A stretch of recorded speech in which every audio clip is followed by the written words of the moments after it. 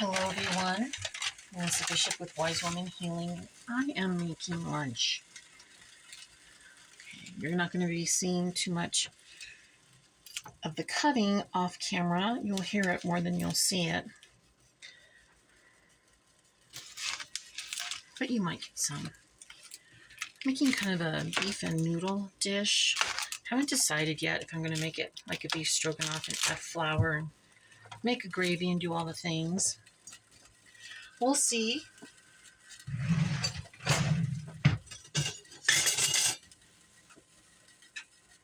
Put some butter in the pan.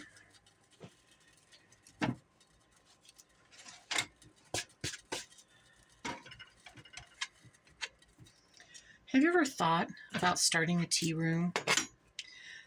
That's something that I have thought about doing for years now. I used to work in a tea room, then I used to work in a tea shop, and when I got married, I decided that I would just focus on being married and enjoy my husband, because we both married late in life.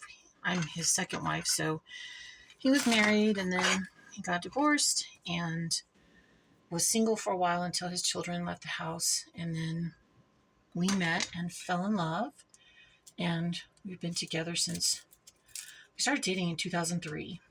I got married in 2004. And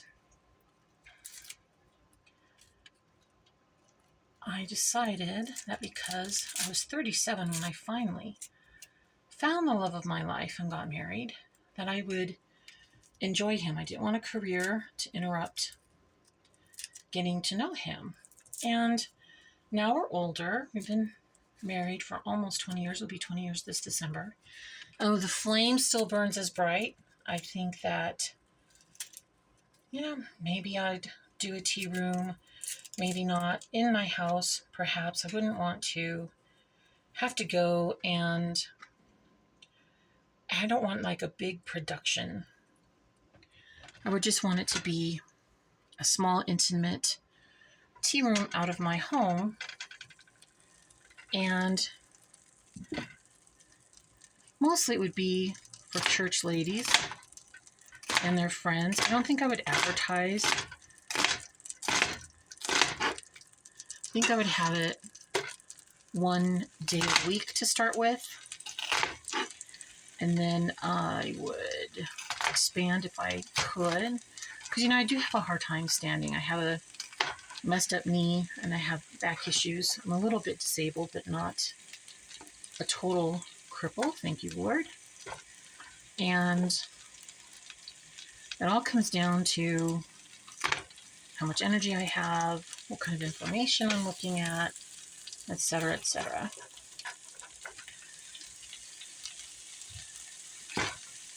But a tea room is something that has always intrigued me because I love to cook, and doing something domestic like that, rather than getting dressed in formal clothes and not formal clothes, but like hard shoes and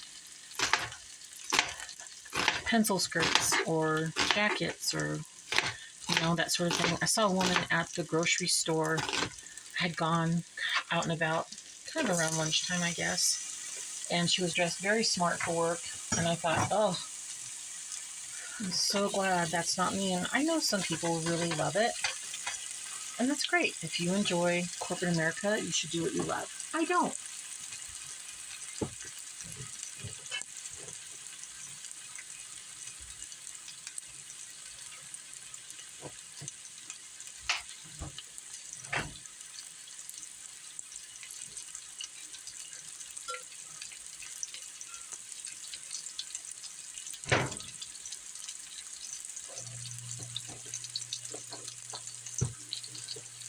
The reason why I'm asking you about this is because I know enough about doing tea that I'm thinking about offering paid videos, pay-as-you-go video courses on it. And I want to know what you think about that. If you would be interested in learning about how to run a tea room or a tea shop, put a note in the comments. I'll open up the comments, put a note in comments, and or look for a community post and see if I want to see who would be interested in doing something like that. And it would be a paid course. My situation with my husband being laid off from work, and I'm trying to bring in some extra income, and you can help with that. Should you so choose.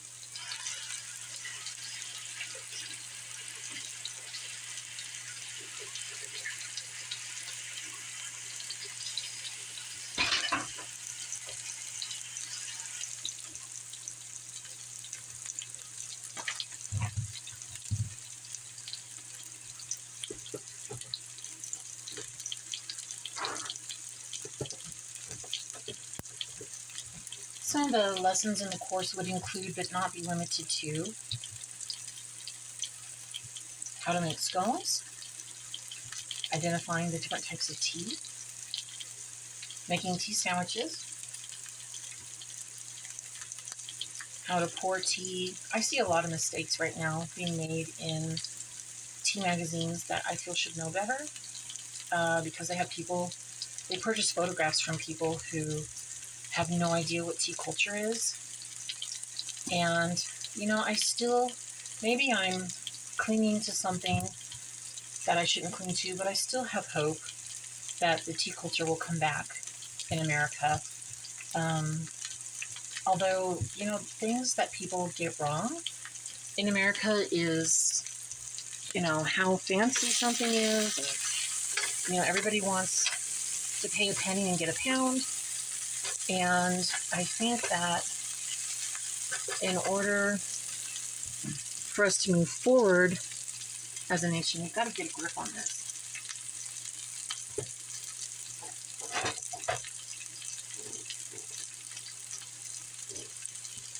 What do I mean by getting a grip? Well, a lot of people go to a tea room. They have this expectation that, if I'm giving you my money, so I expect to be treated like the Queen of England, and,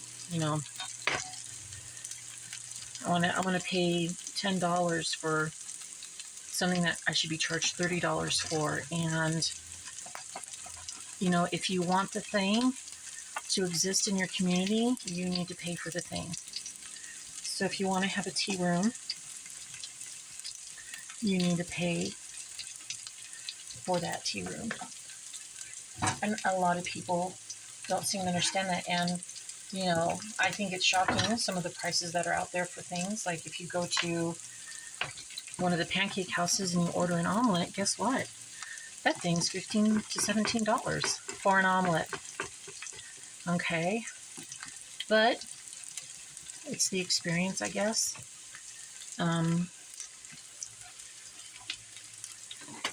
It's the not having to cook.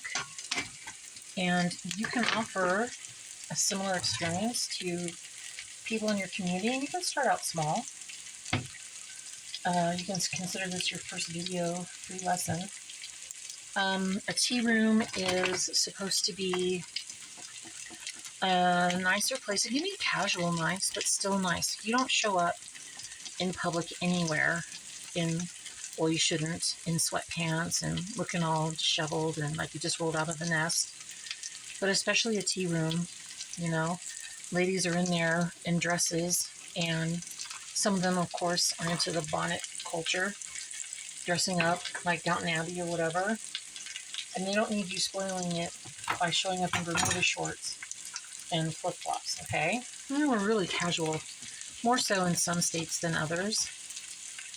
But it's okay. In fact, I highly recommend that you try dressing up sometimes. Well, now it's called dressing up, but if you watch or look at pictures of people, back in the 30s, 40s, 50s, that wasn't considered dressing up. It was just called dressing.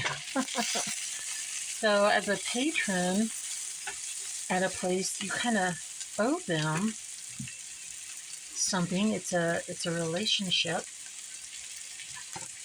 to show up and look good, to, recommend it to your friends and to keep it alive. And then as the person running the place, you want to use good, fresh ingredients as much as you can.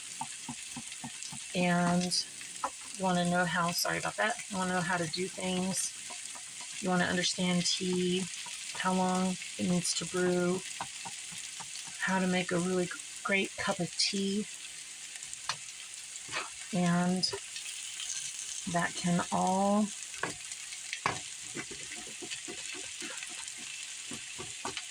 make or break your tea room. Cute decorations.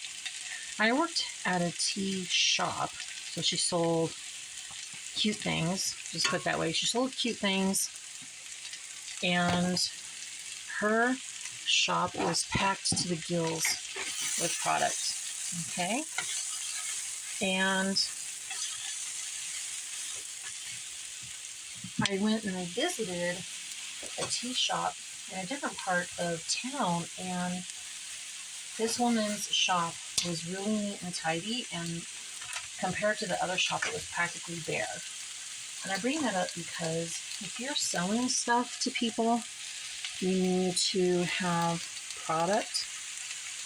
And I know the neat and tidy thing appeals to a lot of people. However, as much as people enjoy the aesthetics of a place, what they also want to do is explore. So when you go to a thrift store or an antique store, what are you excited about? Oh, it's kind of a bit of a jumble, and you never know what's going to be around the next corner. And I'm not saying that your tea room should look shambles, because nobody wants to eat something like that.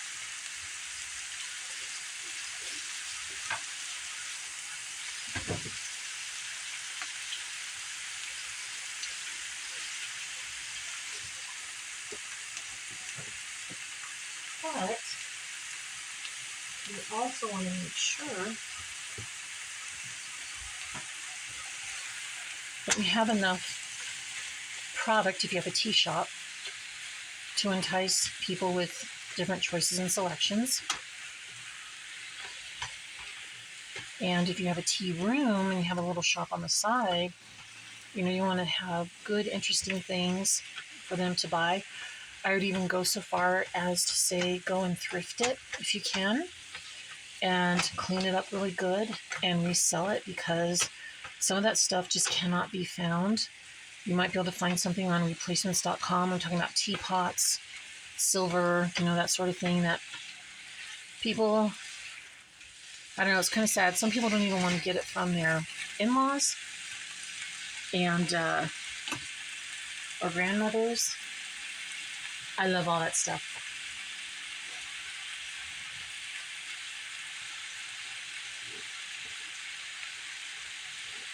Yeah, I'll show you, for instance, while this cooks. Can you see that? I don't know if you can see that. There we go. This is a square teapot. There's the spout. Oh. Do you know why it's square? It's a teapot that goes on a ship. And the squareness keeps it from rolling and tipping over.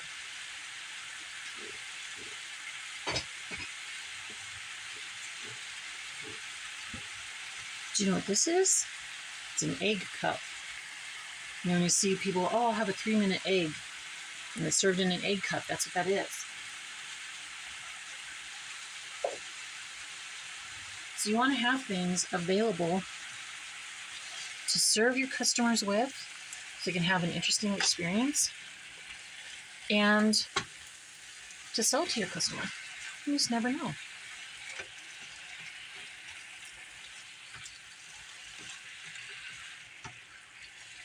I think I might make gravy with this. I'm going to add some onion soup mix. Right now I have this fire on medium. This is the Pioneer Lady pan I bought a few months ago. I absolutely love this thing.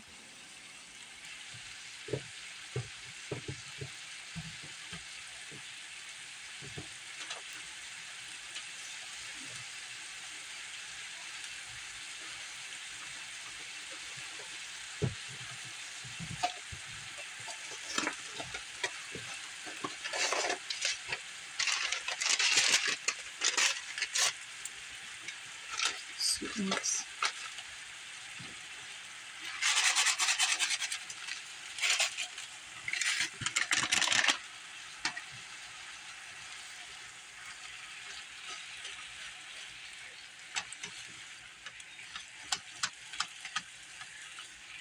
Did you know that you can substitute mushrooms for flour?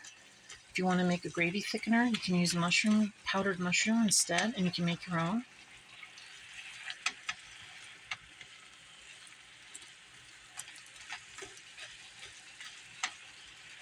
And it's so much better than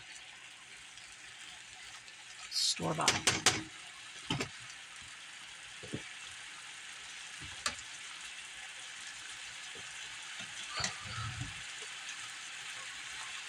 A little warm. I don't do well in the warm. What are you gonna do? Where are you? Here you are.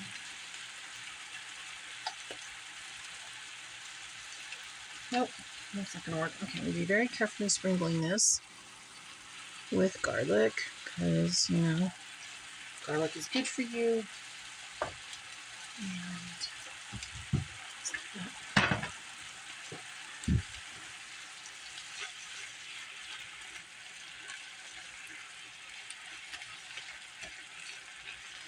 so we all want to, well, not all of us, some of us want to have some sort of a side gig or a full-time gig that brings in money.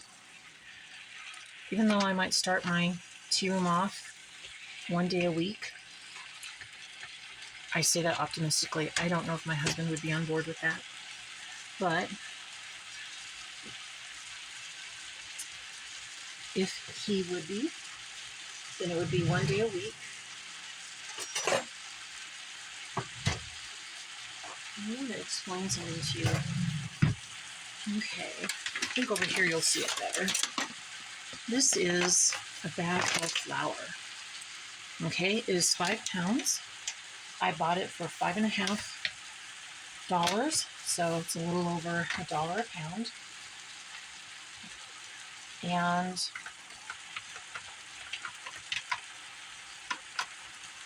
making scones is cheap and easy.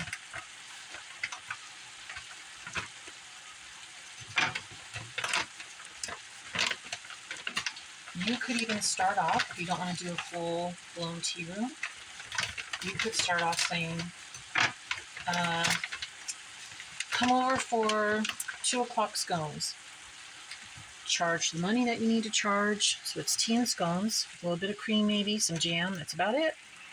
They ask for more food, say not at this time. We just don't have it. We're only offering tea and scones at this price. And it's a little respite.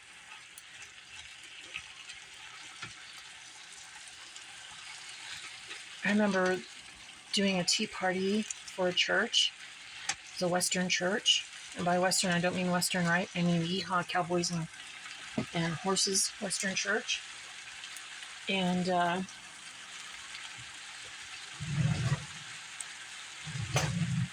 pastor's wife, I told her, I go, I have the whole menu under control. And she ordered sub sandwiches for the tea. And I was like, no. We're doing a proper tea. We're not doing sandwiches from the deli at the grocery store. And that's what you're going to run into, people who don't know. Sorry, I'm just trying to open this flour so I can use it to make the gravy. People just don't know what they don't know, okay? And she didn't know that wasn't, part of it. And so the men were having an event. We just sent the sandwiches over to the men and had our tea and whatever. And I'm sure some of the ladies would have rather have had the sandwiches. But that's the thing about an afternoon tea or a ladies' tea room, is that it is not a cafe. It's not a burger joint. It's different. It's special. And you're selling that experience. You're selling that specialness. Okay? And that means that you and eventually any staff that you have also need to look special. You can't run around in your tea room looking like something the cat dragged through a knocking fence.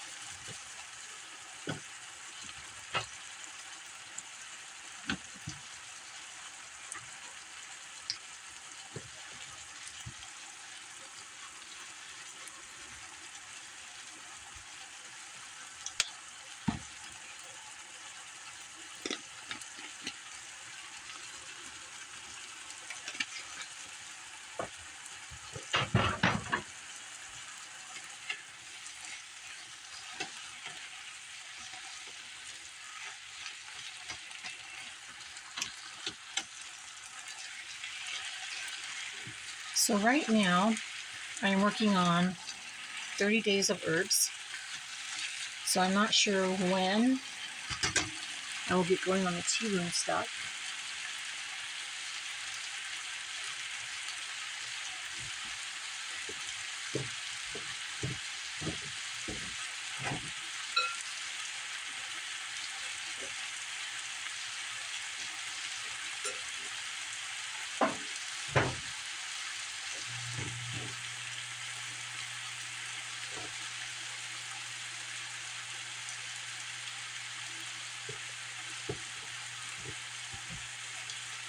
And so you need to think about what sort of price point you could afford to do in your area.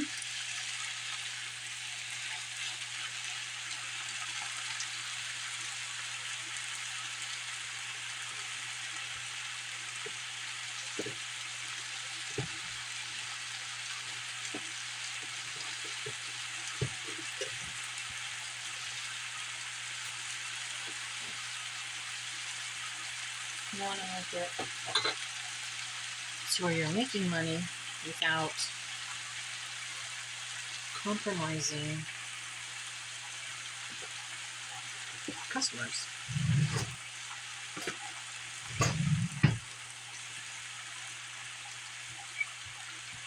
And getting water for this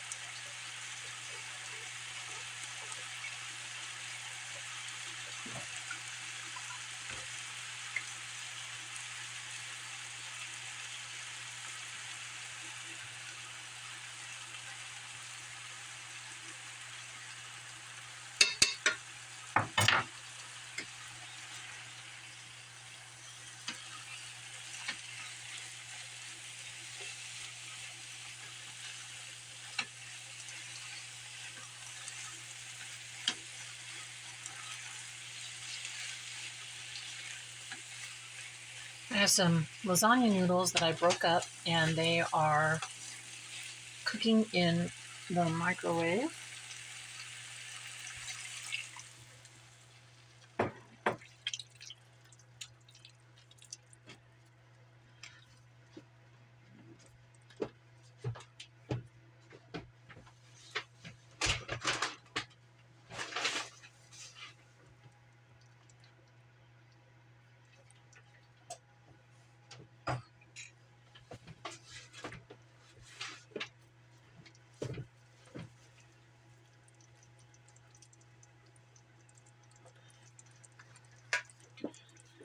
So if you live somewhere where you can do a tea room in your home, you might want to sit down with your family and discuss what that would look like and how you would go about doing that.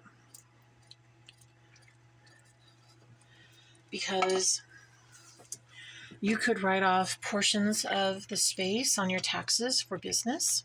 Whoops. And you could save money by not having to pay a mortgage and rent on a building or mortgage on a building. Well, now that does look tasty. Okay. Well, I'm going to end it there because I think the noodles are going to take a little bit longer, and then this has to go ahead and cook and get warmed back up. So I want you to think about it and go ahead and answer in comments if you would be interested in learning how to run a tea business or open up a tea business. And even if you're just doing it,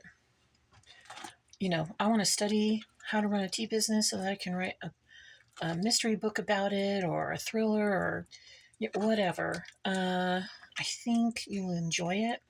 Also, if you're someone who is looking for more ways to be creative in the kitchen, I think that you'll enjoy it. I think you'll enjoy it if you're somebody that does the meals for your ladies group at church or for your church in general. And, it's always good. Ooh, I am so sorry. It's always good to know how to be hospitable to people, okay? How to make a little biscuit here and there. How to brew a proper cup of tea. The Bible does tell us to be hospitable. And, if you are doing a tea room, even if you're charging money for it, you're still being hospitable to people. And if you just want to know how to do stuff in your home better, there you go. You're being hospitable to the people in your home. And that is it for now. I hope you all have a really great rest of the week. Next week is Valentine's Day. And that's it. Lord bless you and keep you, make his light to shine upon you, now and ever and unto the ages of ages. Amen. Bye, guys.